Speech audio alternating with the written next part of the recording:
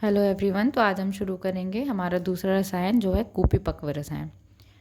उसकी डेफिनेशन है कूपी इति काच कूपी पक्वम अग्निनाम पक्वम रसस्य पारदस्य अयम स्थानम अर्थात कूप्याम अग्निना पक्वम यद रसायनम तत् कूपी पक्व रसायनम। इसका अर्थ क्या हुआ? कूपी पक्व रसायन शब्द से और जो स्लेबल या कूपी पक्व रसायन से क्या होता है? आयन।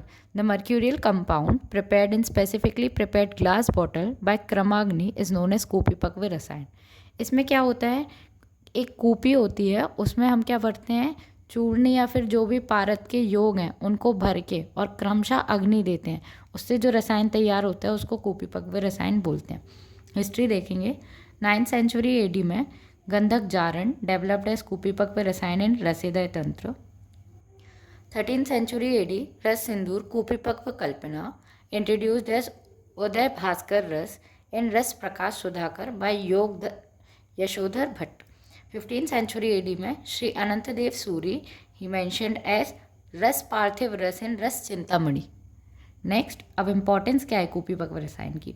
औषधीय योगों की क्षमता लंबे समय तक न्यूनतम खुराक की आवश्यकता के लिए, प्रशासनिक एवं संरक्षण के लिए आसान है। अन्य औषधियों के साथ इसको मिलने पर उसकी कम खुराक होती है, मीन्स डोसेज फॉर्म अधिक मजबूत और अधिक प्रबल होती है। घटक अवयव मतलब क्या यूज्ड पार्ट्स हैं, उसमें क्या यूसेज हैं? आधार मतलब पारद, आधेय क्या है? हरताल, मनशिला, सोमल आदि। और उसके साधक में क्या होते हैं? 3 फैक्टर्स होते हैं। इसमें है गंधक, अग्निक्रम में है क्रमाग्नि, उसकी इंपॉर्टेंस है, और अग्नि का काल क्या होता है ये भी इंपॉर्टेंट है। अब टाइप्स क्या है? अकॉर्डिंग टू इंग्रेडिएंट सागंध और निर्गंध। अकॉर्डिंग टू मैन्युफैक्चरिंग अंतर्धूम जिसमें रस सिंदूर है, और बहिर्धूम इसमें क्या है? हिंगुलीय माणिक्य। According to the place of finished product कंठस्थ, तलस्थ, उभयस्थ। जो हमारी कूपी है, ये अगर हमारी कूपी है तो ये उसका कंठस्थ पार्ट है, ये उसका तलस्थ पार्ट है, और इन दोनों को मिला के बनता है उभयस्थ। तो अगर कंठस्थ पे फिनिश्ड प्रोडक्ट आता है अग्नि देने के बाद तो उसको क्या, उसका उदाहरण क्या है? रस सिंदूर। अगर तलस्थ पे आता है तो वो है समीर पन्नक रस या स्वर्णभंग, और उभयस्थ में आएगा तो वो होगा मकरध्वज। अब हमारे इक्विपमेंट्स क्या होंगे? खल्व यंत्र, लोह पात्र, कांच कूपी, बालू का यंत्र, बालू का और शलाका। प्रोसीजर में देखेंगे हम, पहले क्या करना है? प्योरिफिकेशन ऑफ इंग्रेडिएंट्स, द्रव्यों का शोधन अपनी अपनी उपयुक्त शोधन प्रक्रिया द्वारा। उसके बाद कज्जली का प्रिपरेशन करना है। पारद और गंधक को संभाग लेके मर्दन करके हमको क्या बनानी है? उसकी कज्जली। उसके बाद हमको क्या देनी है? भावना। कज्जली को भावना द्रव्य से भावना देना है जब तक वो सूख ना जाए।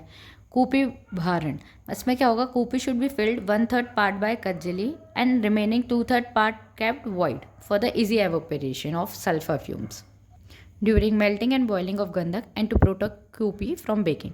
अब प्रधान कर में क्या देखेंगे हम? टेम्परेचर का मेजरमेंट।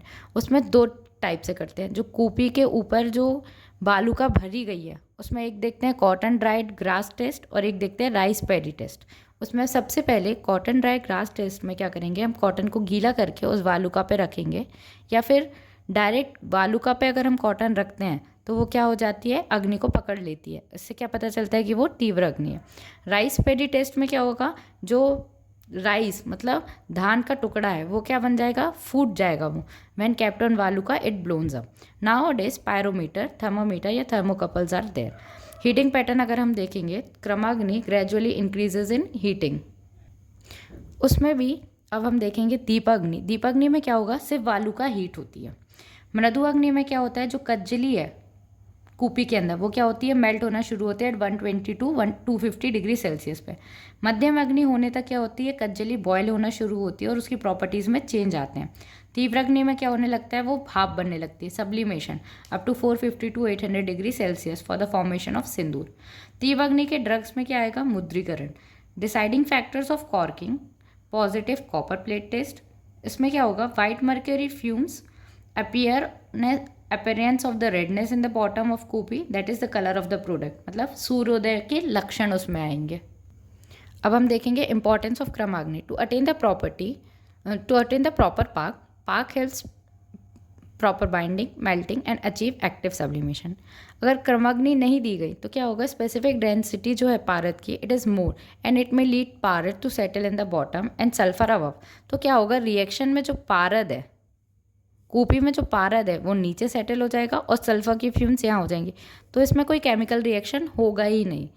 अब पश्चात कर्म में क्या करना है, कूपी उद्धरण, कूपी को बालू का यंत्र से बाहर निकालना है, कूपी भेदन, कूपी को भेदन करना है, और प्रमाण्य, इसमें क्या हो रहा है, एविडेंस ऑफ जेन्यून। अब कूपी को भेदन कैसे करते हैं, एक कैंडल होगी या कोई गर्म चीज़ होगी, उसके ऊपर कूपी को ऐसे रोल करेंगे, जब कूपी गर्म हो जाएगी तो उस पर क्या करेंगे, थोड़ा सा ठंडा पानी डालेंगे, तो अपने आप कूपी क्या हो जाएगी, ब्रेक हो जाएगी। कलेक्शन ऑफ फाइनल प्रोडक्ट में क्या होगा, अभी मैंने बताया कंठस्थ, तलस्थ और ओबेयस्थ। शेल्फ लाइफ क्या होती है, 10 ईयर्स। डोसेज फॉर्म 1 से 2 रहती है। अनुपान अकॉर्डिंग टू द व्याधि और यूज रसायन कर्म के लिए होता है। डिस्कशंस में देखेंगे, many chemical reactions involve heterogeneous kinetics, that is reaction between solid gas, solid liquid. Role of such reaction is directly proportional to interface area. Now sublimations, unique process converting a solid directly into vapor and condensing vapor into a solid state having some composition. इसमें क्या होगा कि जो solid है वो directly vapour के form में collect हो जाएगा और वही हमारा क्या होगा, योग बनेगा, कंपोजिशन. अब next, colour of the finish product, it depends upon the ingredients. क्या इंग्रेडिएंट्स है उसी तरीके से उसका कलर होगा. कच्चे कूपी बेनिफिशियल, केमिकली इनर्ट होती है ये, कांच कूपी, chemically inert, easily available, breakable, easy collection of medicine. Objection of मृतलेप, make कूपी more heat resistant. अगर कूपी बना रहे हैं तो उस पर क्या करते हैं, मृतिका का लेप करते हैं. And sustain heat for a long duration. Preparation of बालू का यंत्र, it maintain the uniform and indirect heat, prevent sudden rise and fall of temperature. अब उसमें पहला फॉर्मुलेशन हमको दिया था रस सिंदूर. रस सिंदूर के घटक क्या हैं, शुद्ध पारक 1 पार्ट, शुद्ध गंधक 1 पार्ट, भावनाद्र वटांको स्वरस या शालमली मूल स्वरस. मेथड ऑफ प्रिपरेशन क्या है, कूपीपक व रसायन. इसका डोसेज फॉर्म देखेंगे, 1 साल का जो है उसके लिए क्या देंगे, 1/16 पार्ट ऑफ रत्ती देंगे. एक रत्ती कितने की होती है, 125 mg की, तो उसका 1/16 पार्ट. 2 साल के लिए 1/7 पार्ट ऑफ रत्ती. 6 years old 1/3 part, 12 years old 1/2 and above 12 years 1 रत्ती. अनुपान, नवज्वर में तुलसी पत्र स्वरस के साथ, जीर्ण ज्वर में गुडूची क्वाथ, अपस्मार वचाचूर्ण और दशूल में त्रिफला क्वाथ. कामला दारू हरिद्रा का चूर्ण, आमवात में शुंठी क्वाथ, सिरशूल में दशमूल का क्वाथ और श्वास रोग में वासास्वरस. केमिस्ट्री में it is identical with the red sulphide of mercury. Okay, during trituration ये कब तक हीट होती है, 50 डिग्री तक. Black mercuric sulphide metacinnabar. When heated slowly becomes red on sublimation, unstable black, that is after heating stable red form में हो जाएगी. फिर रिसर्च अपडेट्स आएंगी उनकी. नेक्स्ट है रस कर्पूर. रस कर्पूर क्या है, निर्गंध कूपीपक रसायन है. HgCl Hg2Cl2. शुद्ध पारद 1 part, concentrated H2SO4 1 part, Sendhav लवण 1 पार्ट. प्रिपरेशन में देखेंगे, शुद्ध पारद को ग्लास बीकर में लेके हीट करना है, फिर उसमें क्या करना है, ड्रॉप वाइज H2SO4 डालना है. तो जो पारद रहेगा वो क्या पाउडर फॉर्म में कन्वर्ट हो जाएगा. उसमें क्या डालना है, फिर सेंधव लवण के साथ उसको ट्राइचोरेट मर्दन करके कांच कूपी में भरना है. कांच कूपी में भरने के बाद उसको सिकता यंत्र मतलब बालू का यंत्र में रखना है 6 घंटे के लिए. White coloured product obtain at the neck of कूपी after strong heat. Next, doses form 1/64 to 1/32 रत्ती. इंटरनल डोज, रस कर्पूर 5 रत्ती और शुद्ध नवसादर 5 रत्ती. इसमें क्या करना है, 60 ml ऑफ कोल्ड वाटर, मतलब ये होमोजीनियस मिक्सचर बनने के बाद 60 ml ऑफ कोल्ड वाटर के साथ इसको मिला के 30 to 60 ड्रॉप उसमें यूज़ करना है. इंडिकेशन प्रवाहिका और फिरंग रोग में. अनुपान क्या है, milk and cold water. Chemistry क्या होती है, जब कंसनट्रेटेड H2SO4 के साथ मिलता है तो क्या बनाता है, मर्क्यूरिक सल्फाइड.